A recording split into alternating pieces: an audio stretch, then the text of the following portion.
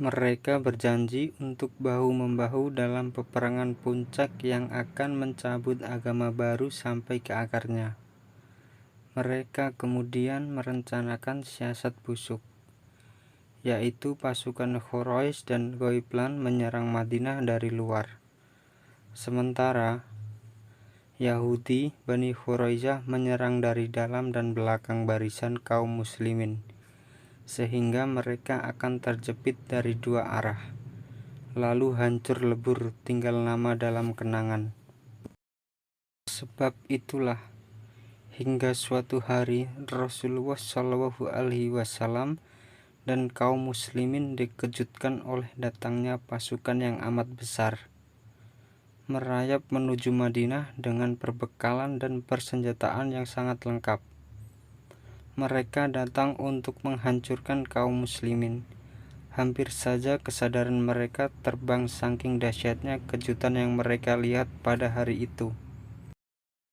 Al-Quran menggambarkan situasi saat itu sebagai berikut, yaitu ketika mereka datang kepadamu dari atas dan dari bawahmu, dan ketika penglihatanmu terpana dan hatimu menyesak sampai ke tenggorokan, dan kamu berprasangka buruk terhadap Allah. Quran Surat Al-Ahzab 331.210.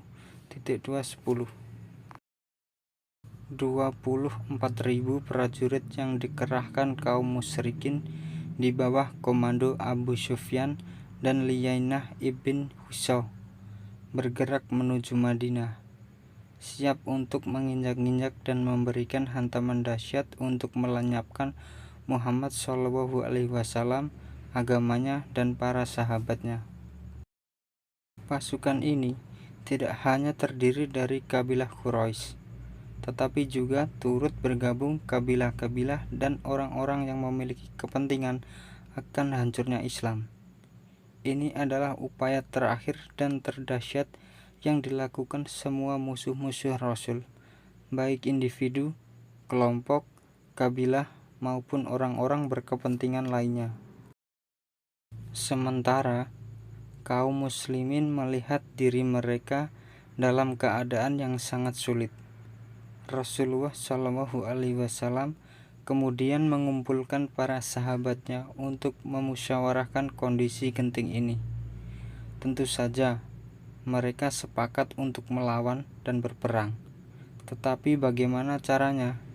Saat itulah tampil seorang laki-laki berbadan tinggi dan berambut lebat yang sangat dicintai dan dihormati Rasulullah Shallallahu Alaihi Wasallam. Salman Al-Farisi pun tampil. Ia naik ke bukit dan melayangkan pandangan dengan penuh selidik ke setiap penjuru Madinah. Ia dapat sekeliling Madinah dibentengi oleh gunung-gunung dan bukit bebatuan, tetapi ada cara terbuka menganga lebar yang akan membuat pasukan musuh dengan mudah masuk ke Madinah. Sedangkan di negerinya, Salman mengenal berbagai jenis taktik dan strategi berperang. Lantaran demikian, ia pun menghadap Rasulullah Shallallahu Alaihi Wasallam dan mengajukan sarannya yang belum pernah dikenal bangsa Arab dalam sejarah peperangan mereka. Ide itu adalah menggali parit yang meliputi semua area terbuka di sekitar Madinah. Allah Maha Tahu nasib Islam dan kaum muslimin dalam peperangan itu. Seandainya mereka tidak menggali parit yang tidaklah pihak musuh melihatnya, kecuali mereka merasa terkejut. Kekuatan maha dahsyat yang mereka himpun hanya mampu berkemah tanpa mampu menembus kota Madinah. Hingga pada satu malam, Allah mengirimkan angin kencang yang mencabut tenda-tenda dan mengacaukan barisan mereka. Tak ada pilihan lain kecuali Abu Sufyan memerintahkan pasukannya kembali dari arah mereka datang, dalam keadaan kocar-kacir, putus asa, dan letih yang luar biasa. Pada saat penggalian parit, Salman ikut bersama kaum muslimin dalam kegiatan tersebut. Sementara Rasulullah Shallallahu Alaihi Wasallam juga ikut serta mengayunkan tembilangnya dan menggali bersama mereka. Namun, pada area tempat Salman dan kelompoknya bertugas menggali, tiba-tiba tembilangnya menghantam batu yang sangat keras. Salman adalah orang yang gagah, tegap postur tubuhnya, dan besar tenaganya. Dengan sekali hantam, ia mampu membelah batu dan menjadikannya berkeping-keping. Namun, ia tampak tak berdaya menghadapi batu keras ini. Lalu semua orang dalam kelompoknya ikut membantu memecahkan batu itu, tetapi tetap menemui kegagalan. Tak lama berselang, akhirnya Salman pergi menghadap Rasulullah Shallallahu Alaihi Wasallam, meminta izin untuk mengubah alur galian demi menghindari batu yang sangat keras itu. Rasulullah Shallallahu Alaihi Wasallam pun lantas pergi bersama Salman untuk meninjau lokasi galian dan batu yang dimaksud. Saat beliau melihat batu itu, ia meminta tembilang dan memerintahkan para sahabatnya untuk sedikit menjauh, khawatir terkena pecahan batu keras tersebut.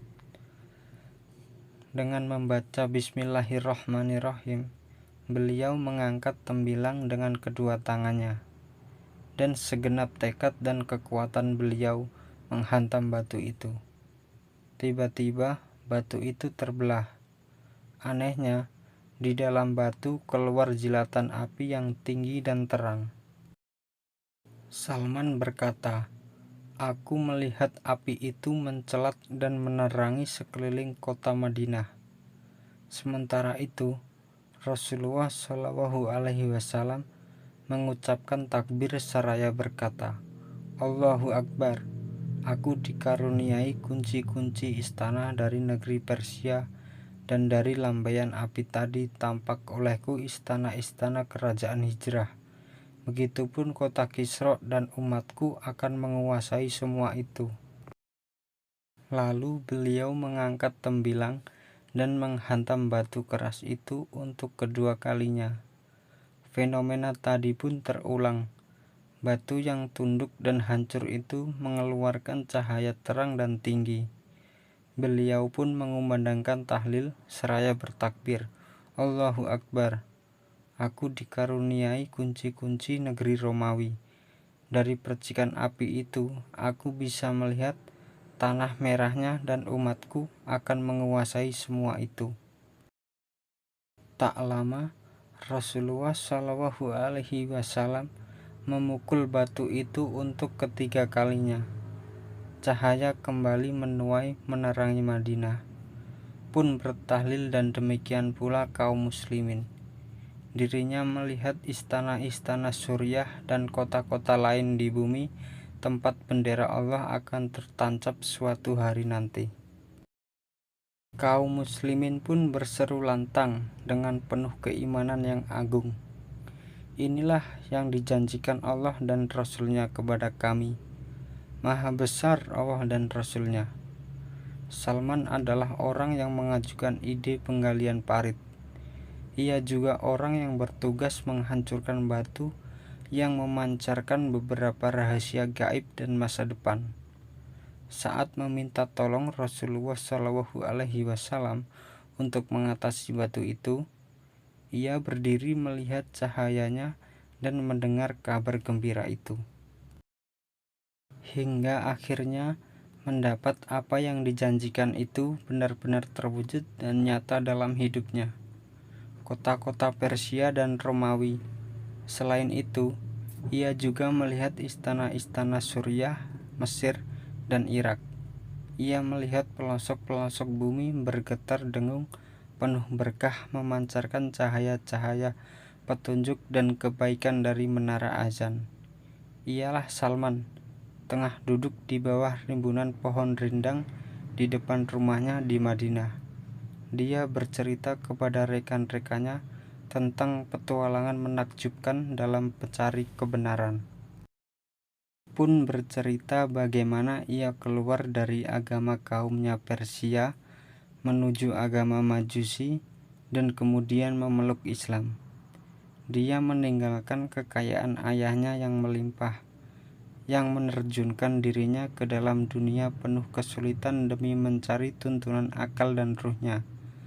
Celakanya lagi, dia dijual di pasar budak saat tengah menyusuri jalan mencari kebenaran.